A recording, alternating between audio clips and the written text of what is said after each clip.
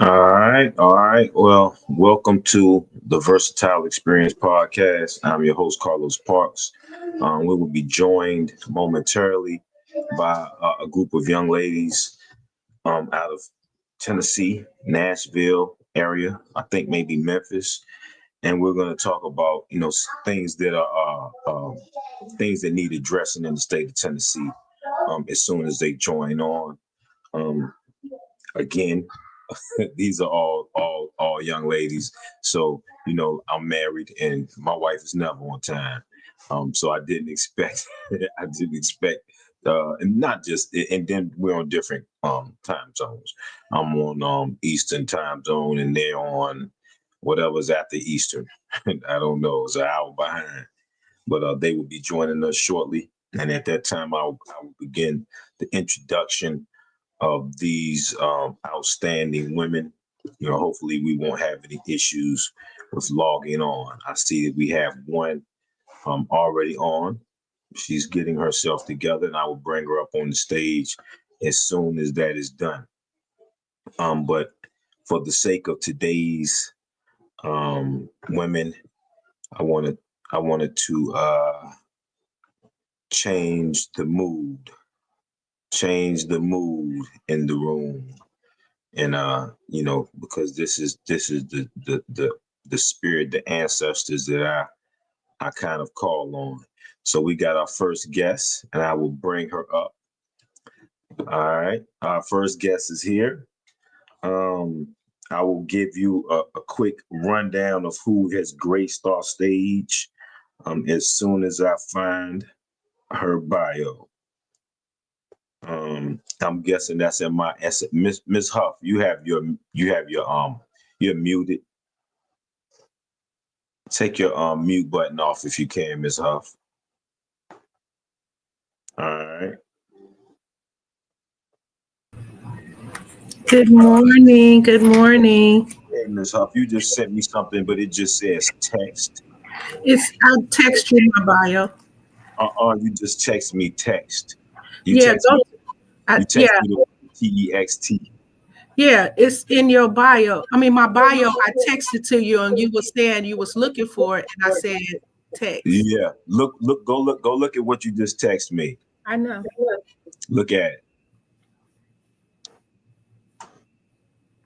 I know. You sent me the word text, but you didn't send the bio. Keep scrolling. It I won't go. said, I am as oh, far as it go. okay. Yeah. I'm so Now I think there we go. Here we go. Okay, so we're gonna start with this short introduction. So we are joined today first by Ms. Cheryl Huff. Cheryl serves as the dedicated and dynamic president of the Middle Tennessee National Action Network. That's NAN, a leading organization committed to social justice, civil rights, and community empowerment. Cheryl's journey in advocacy is deeply rooted in her upbringing and values instilled by her godparents, Norma and Darwin Mason, who raised her from a young age. She has become a prominent figure in the Middle Tennessee area, using her voice and leadership skills to address issues of equity, justice, and support for underserved communities. Under her leadership, the Middle Tennessee NAN National Action Network has seen tremendous growth, expanding its initiatives to include events like the Black Diamond Black Tie Ball and fostering meaningful connections with local organizations, leaders, and activists. Cheryl is also instrumental in supporting the establishment of new NAN chapter in Chattanooga, Tennessee. Working to broaden the reach and impact of NAN's missions throughout the state, her unwavering commitment to justice and equality continues to inspire those around her and reinforce NAN's dedication to making a difference at both the local and national levels. So I'd like to welcome you, Ms. Huff, Ms. Cheryl thank Huff. you. Thank you for gracing our stage with your presence. NAN, National Action Network. It sounds very familiar. Is that Reverend Al Sharpton's Yes. organization? Yes. So he's started in 91. Okay. and started this chapter. And then I saw the need here in Nashville, not trying to outdo or do better, just to give our input. And that's why I started the National Action Network here in Nashville. Okay. All right. So how did that, I mean, like, how did you reach out to Reverend Al Sharpton? Now, he can't be easy to touch, right? So how did that happen? How were you able to make the connection? So all I did is, again, I saw the need that we needed here to enhance what we already had, like the NAACP, the Urban League, the different organizations that's here. And so I said I wanted to start this chapter so I can bring a force here to Nashville. And so in 21, I started the chapter. We started getting people on board. People was tired of not being heard, and this is a platform where people are being heard, issues are being brought up, and we all tackle those issues together. We do a lot of workshops and do all of that. And so once I started the chapter, and because there was a chapter here in Tennessee now, the national start sending me complaints and issues and topics that was happening in different communities. And so they came and start sending those cases to me. I start getting attorneys on those cases and working with them. And so my first year going to the national convention, we received the chapter of the year award. So we got the chapter of the year award, and then I also got the chapter, the Reverend Al Sharpton award. So when they gave me that award, that brought Al Sharpton in, and he came in to congratulate me, and we had a conversation, and that's how I started communicating with him.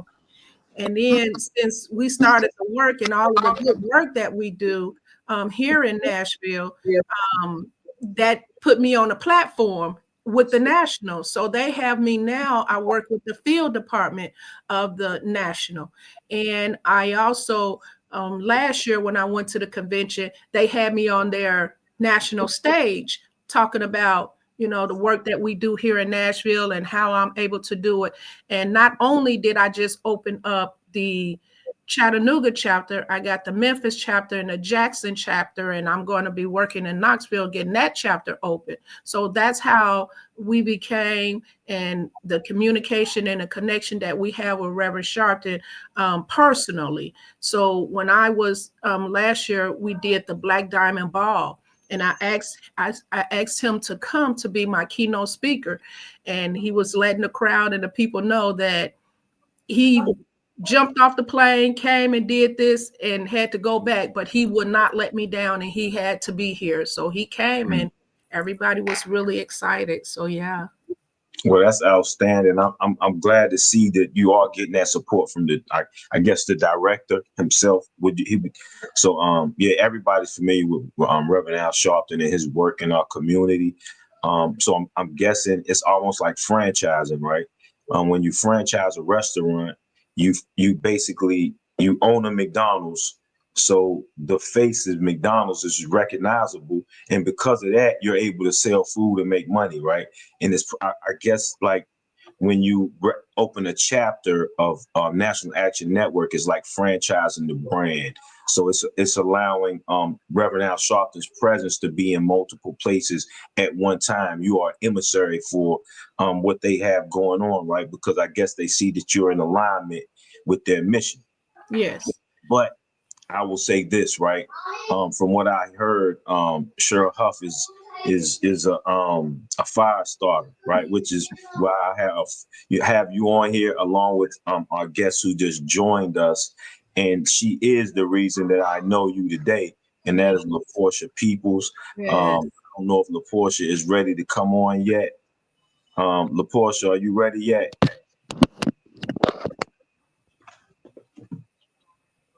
I don't think. LaPortia, can you hear me?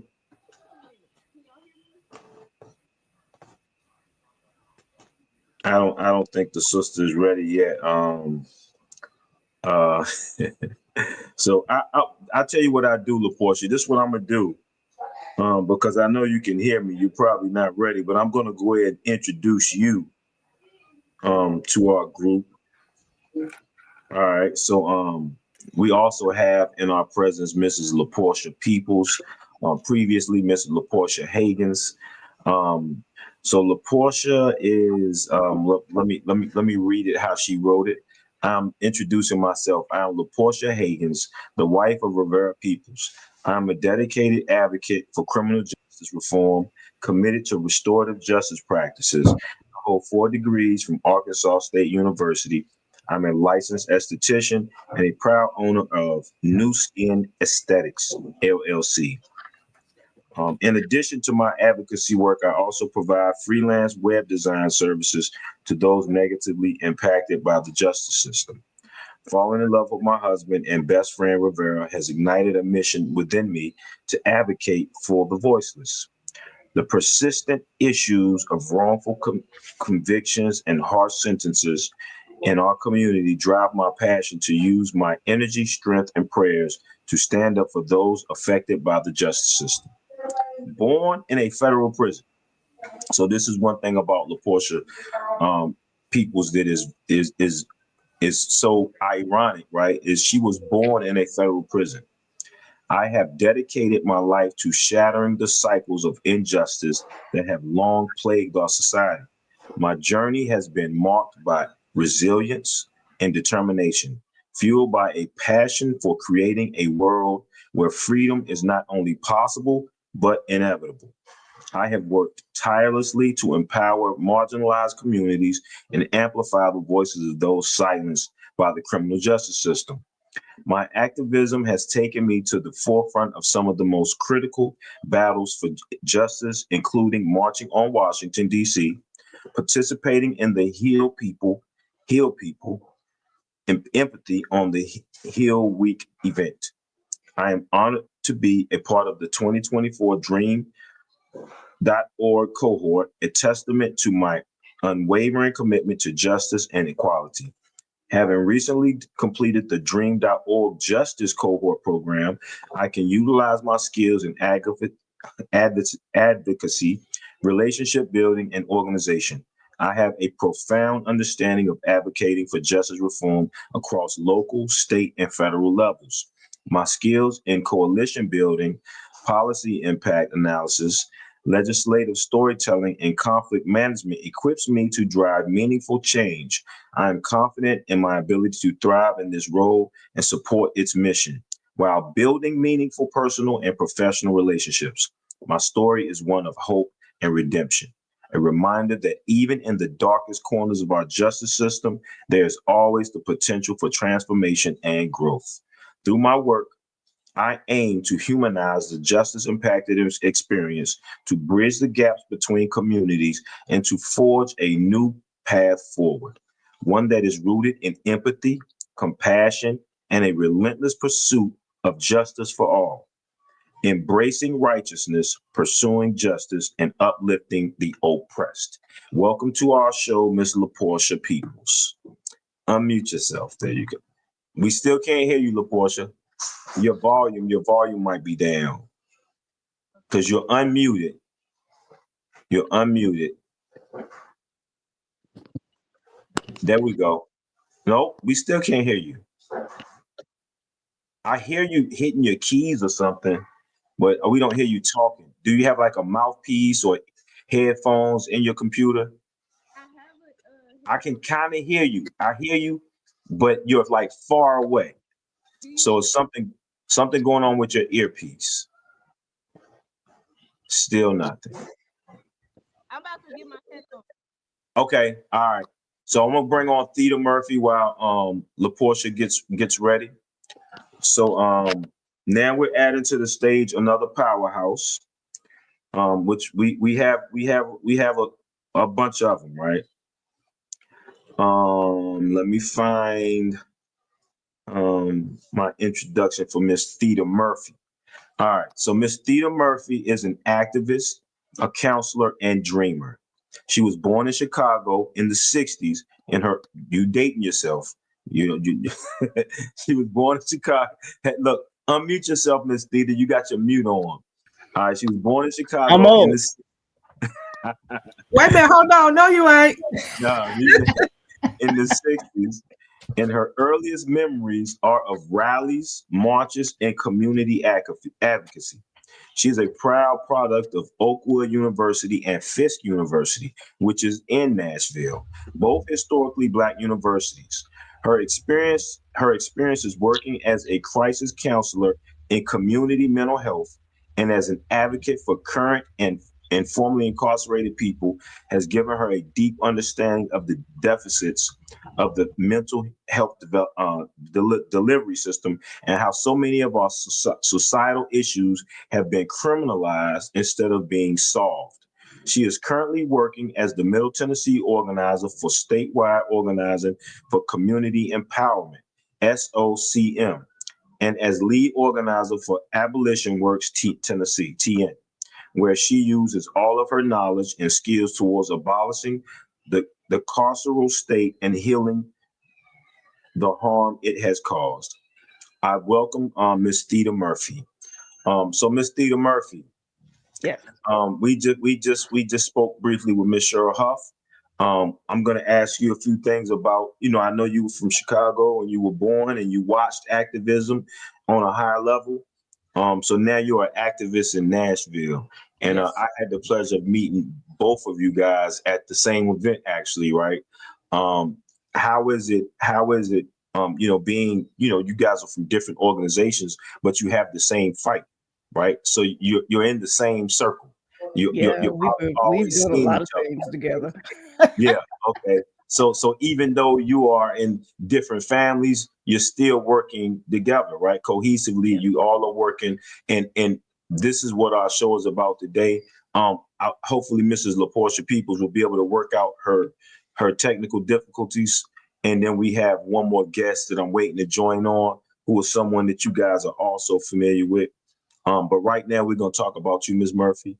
I saw you on I think it was News Channel, not 5, the local news in Nashville, and they were talking about some things about policy. I don't remember what it was, but they happened to interview you.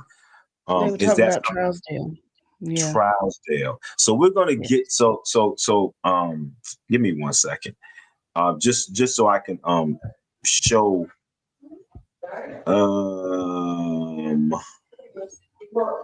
what some of the things that we will be discussing. Let me see if I can bring this up here. Share, present. Actually, Why are you looking for that? I just want to say I've been knowing Theta for a very long time, and Yes. this is my first time knowing that she was from Chicago, born in the 60s. Wow. I was born in Chicago, born in the 60s. Wow.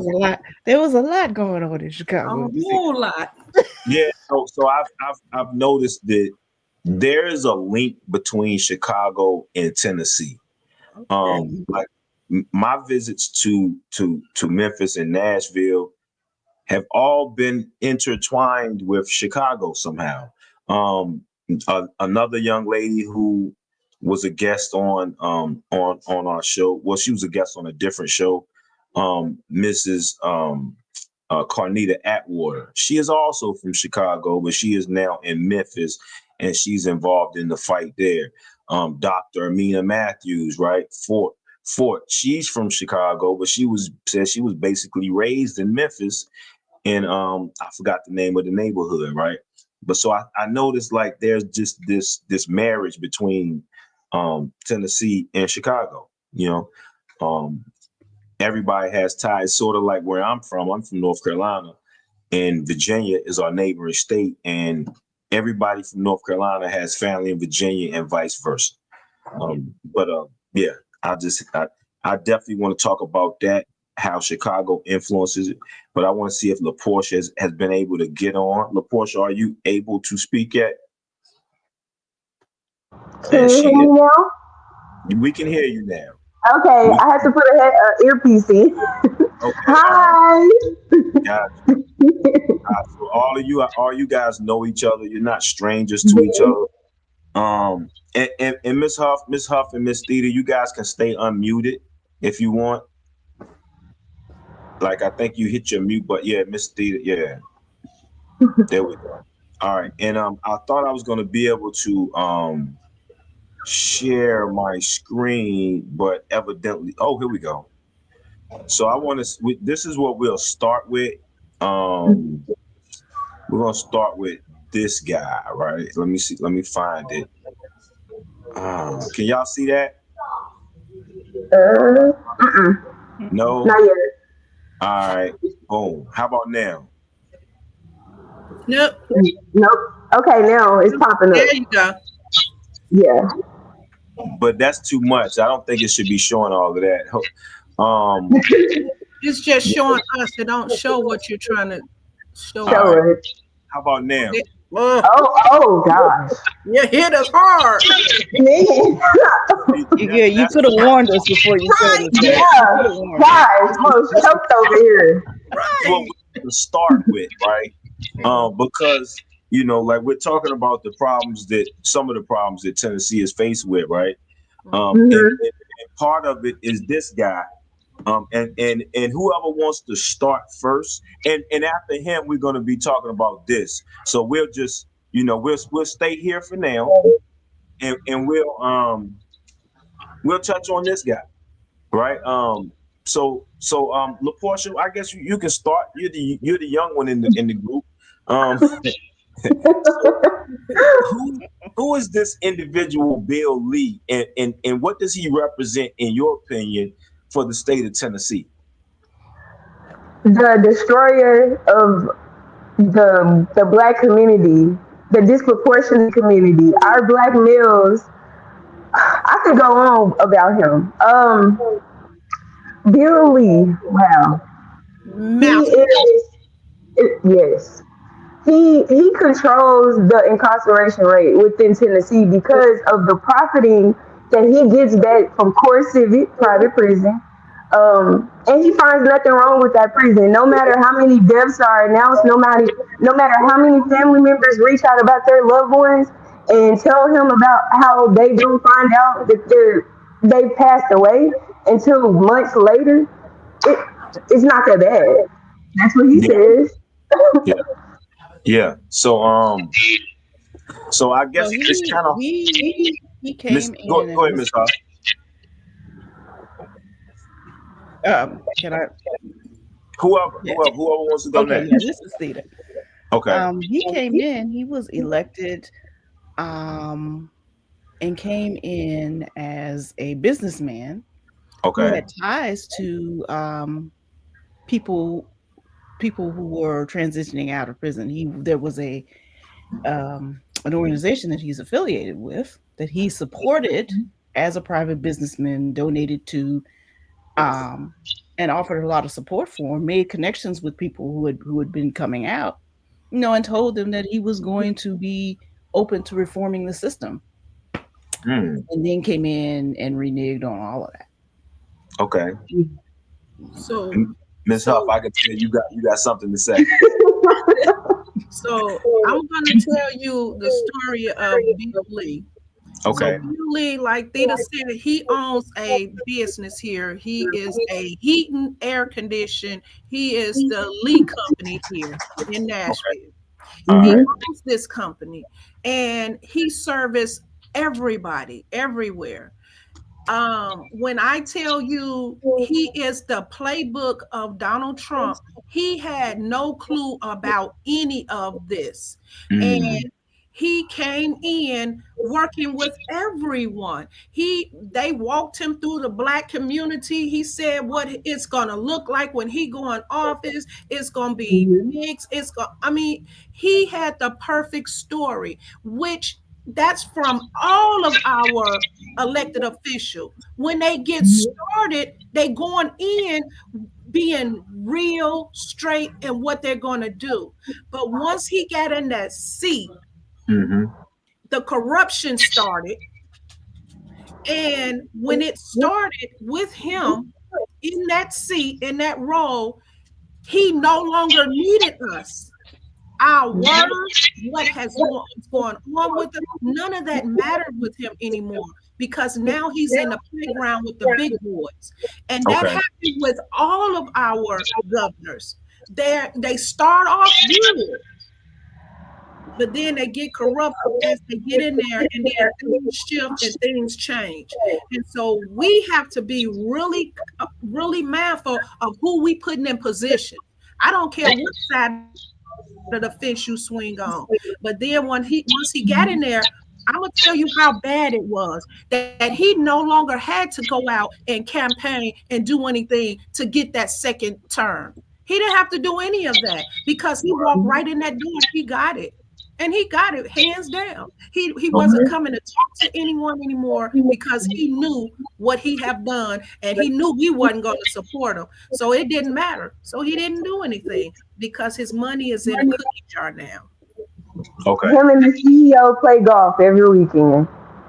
So it's kind of hard to separate Bill Lee from CoreCivic. I thought I would be able to talk about one and no, they're together one, right? You can't separate any state policy from CoreCivic.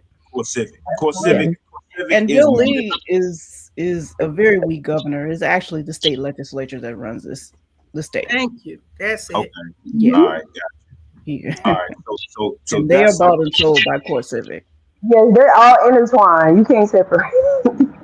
So so this is me, right? You know, I'm in North Carolina, but I recognize the problems from in Tennessee on a macro scale, right?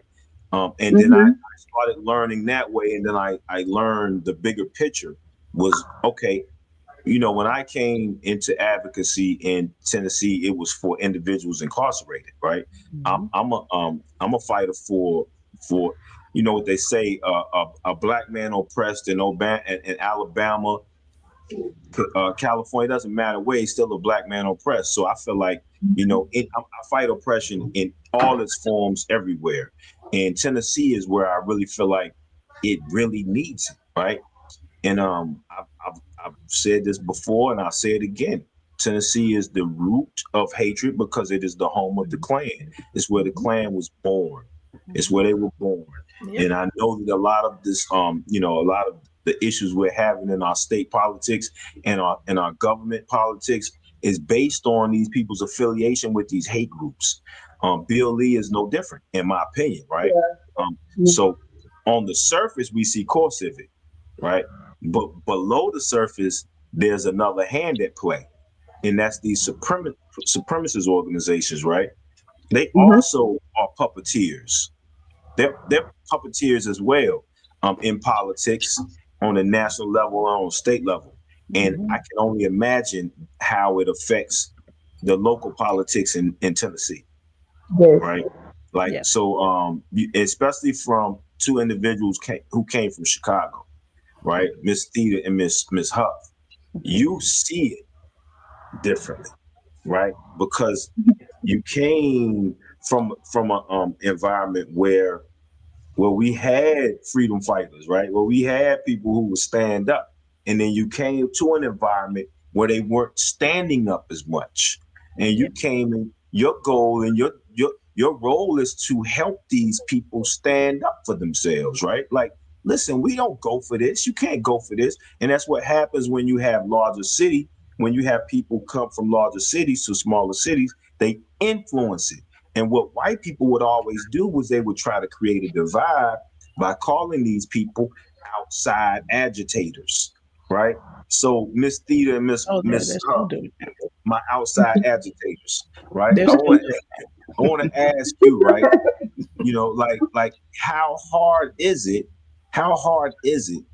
to get people to stand up for themselves? And I ask you first, Ms. Murphy, because, you know, like it's a challenge. How hard is it being an organizer, right, to get these people to organize and to stand up? It is difficult. It's difficult because it's hard to get any measurable change, and people get discouraged by that.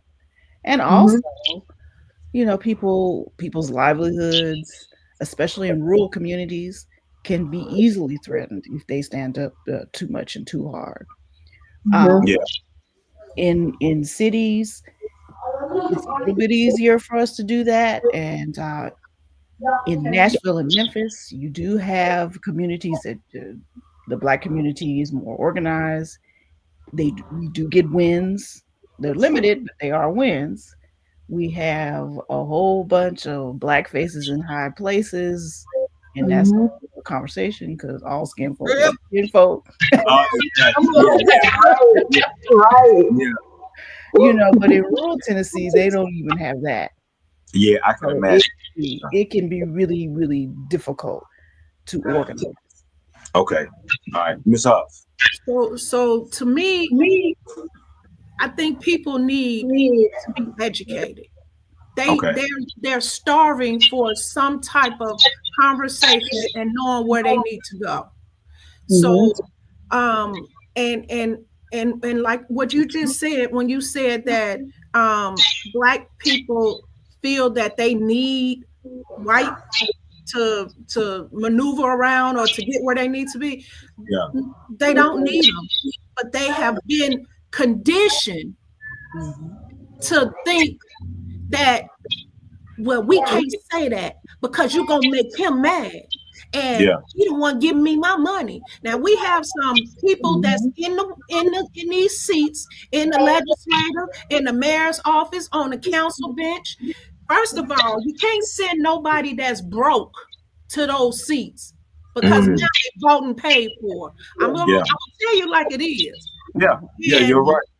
And you can't take, like again with Bill Lee, all of his intentions were real. All of these people that's sitting on these seats, their intentions are real. But once they get in them seats and see how easy it is to funnel money and to get paid under the cup, under the table, and how to you just broke my way and we'll make sure you taken care of.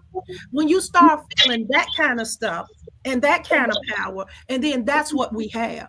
So we have all of the people, the Black people, like she said, skin color ain't always kin folks. Yeah. And that's for real, because once they get in a seat, that stuff changes. It completely changed.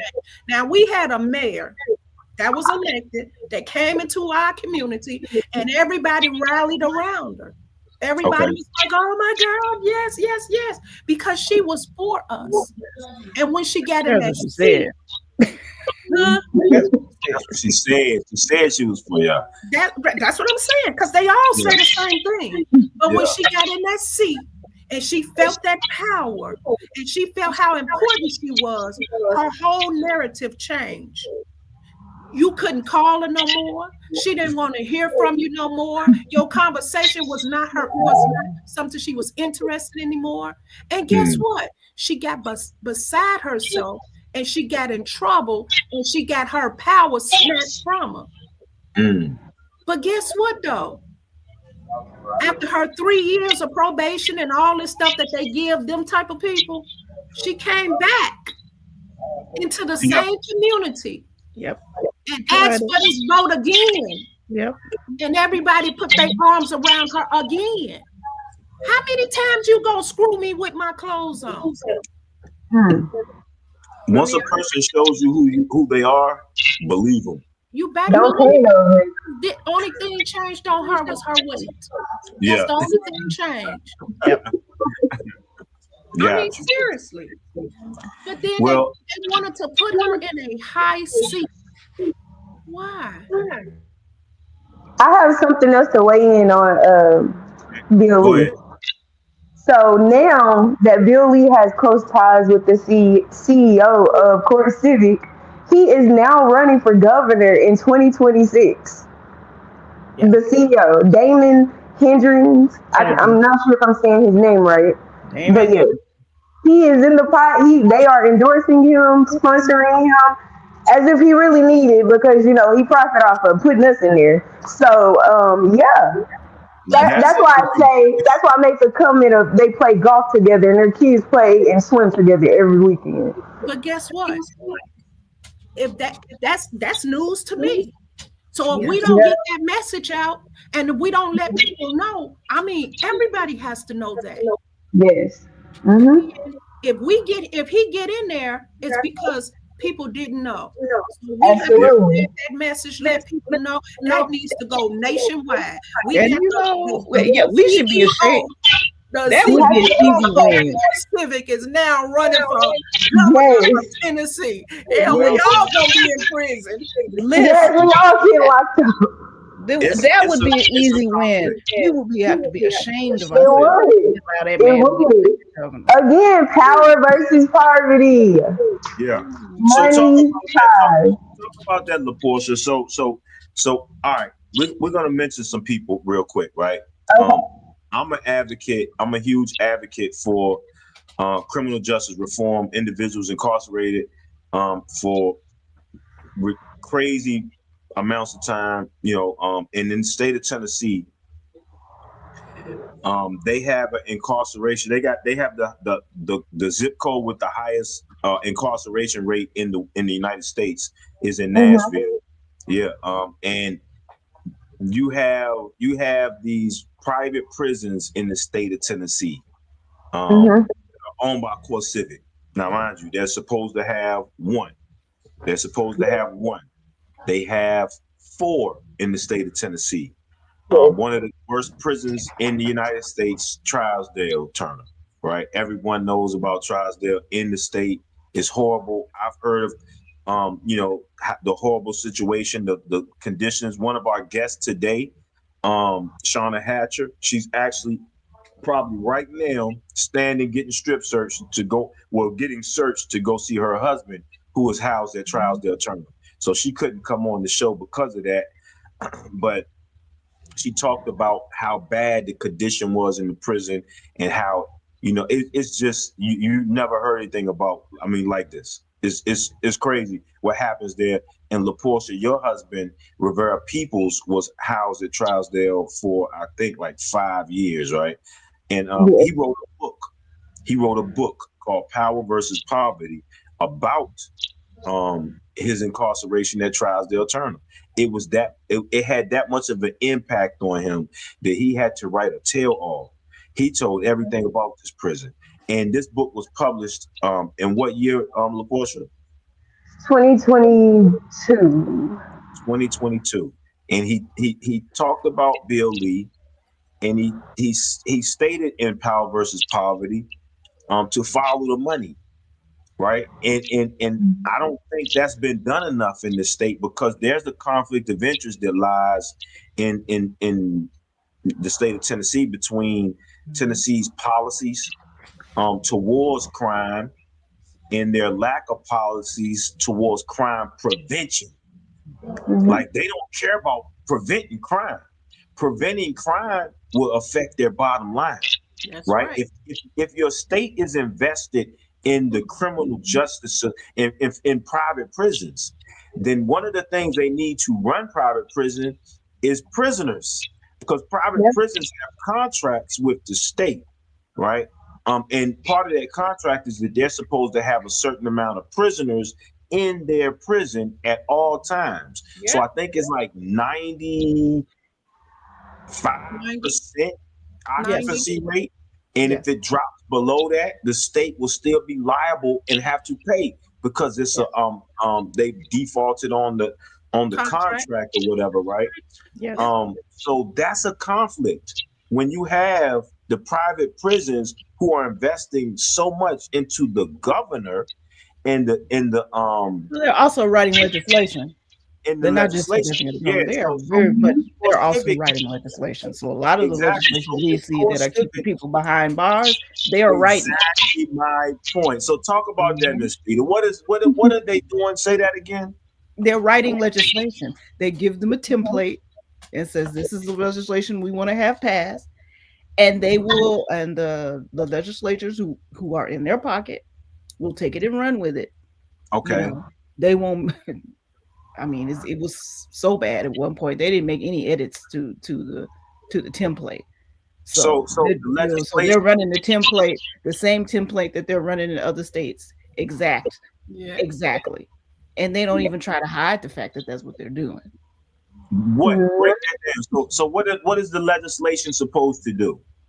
The legislation is usually um, writing up the hardest, harshest, longest prison terms to keep people incarcerated for longer, make it harder for them to get out, making more things felonies and serious Mm, felonies at that, mhm. so that people can stay in longer. And they just find all kinds of ways to game the system with the cooperation of our elected officials who are taking donations and money from them. Like Exactly. Mm. they have to Exactly. meet that dead quota between that contract that they have with CDLC. Okay. All right. So this is why I became a part of Fifth Sun TV, right? This is why I love it, because you won't find these conversations on other networks. You won't find these conversations on your local news. You won't find these conversations on CNN, That's because CBS, right?